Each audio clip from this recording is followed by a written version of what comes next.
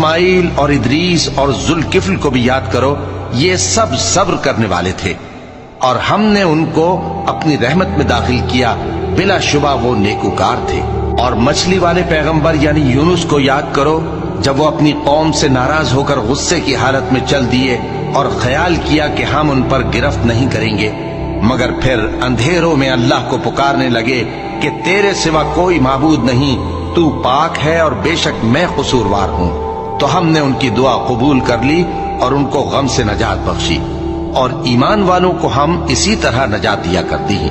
اور زکریا کو یاد کرو، جب انہوں نے اپنے پروردگار کو پکارا کہ پروردگار مجھے اکیلا نہ چھوڑ اور تو سب سے بہتر وارث ہے، تو ہم نے ان کی پکار سن لی اور ان کو یحییٰ بخشے اور ان کی بیوی کو اولاد کے قابل بنا دیا۔ یہ لوگ لپک لپک کر نیکیاں کرتے اور ہمیں امید اور خوف سے پکارتے اور ہمارے آگے عاجزی کیا کرتے تھے۔ اور ان خاتون یعنی مریم کو بھی یاد کرو، جنہوں نے اپنی عفت کو محفوظ رکھا، تو ہم نے ان میں اپنی روح پھونک دی اور ان کو اور ان کے بیٹے کو اہل عالم کے لیے نشانی بنا دیا۔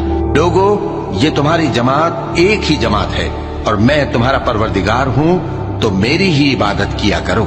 اور لوگ اپنے معاملے میں باہم متفرق ہو گئے، مگر آخر سب ہماری طرف رجوع کرنے والے ہیں۔ اب جو نیک کام کرے گا اور مومن بھی ہوگا تو اس کی کوشش رائے گا نہیں جائے گی، اور ہم اس کے لیے ثواب اعمال لکھ رہے ہیں۔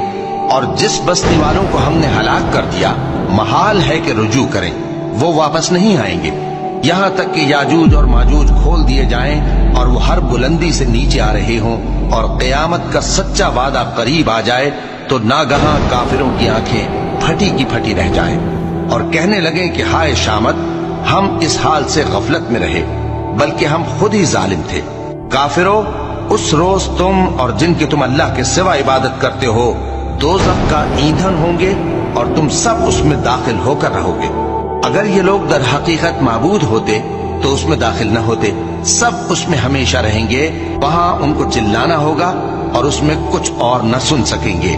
جن لوگوں کے لیے ہماری طرف سے پہلے بھلائی مقرر ہو چکی ہے وہ اس سے دور رکھے جائیں گے، یہاں تک کہ اس کی آواز بھی تو نہیں سنیں گے، اور جو کچھ ان کا جی چاہے گا اس میں یعنی ہر طرح کے عیش اور مزے میں ہمیشہ رہیں گے۔ ان کو اس دن کا بڑا بھاری خوف غمگین نہیں کرے گا، اور فرشتے ان کو لینے آئیں گے اور کہیں گے کہ یہی وہ دن ہے جس کا تم سے وعدہ کیا جاتا تھا، جس دن ہم آسمان کو اس طرح لپیٹ لیں گے جیسے خطوں کا تومار لپیٹ لیتے ہیں۔ جس طرح ہم نے کائنات کو پہلے پیدا کیا تھا اسی طرح دوبارہ پیدا کر دیں گے۔ یہ وعدہ ہے جس کا پورا کرنا لازم ہے، ہم ایسا ضرور کرنے والے ہیں۔ اور ہم نے نصیحت کی کتاب یعنی تورات کے بعد زبور میں لکھ دیا تھا کہ میرے نیکوکار بندے ملک کے وارث ہوں گے۔ عبادت کرنے والے لوگوں کے لیے اس میں اللہ کے حکموں کی تبلیغ ہے۔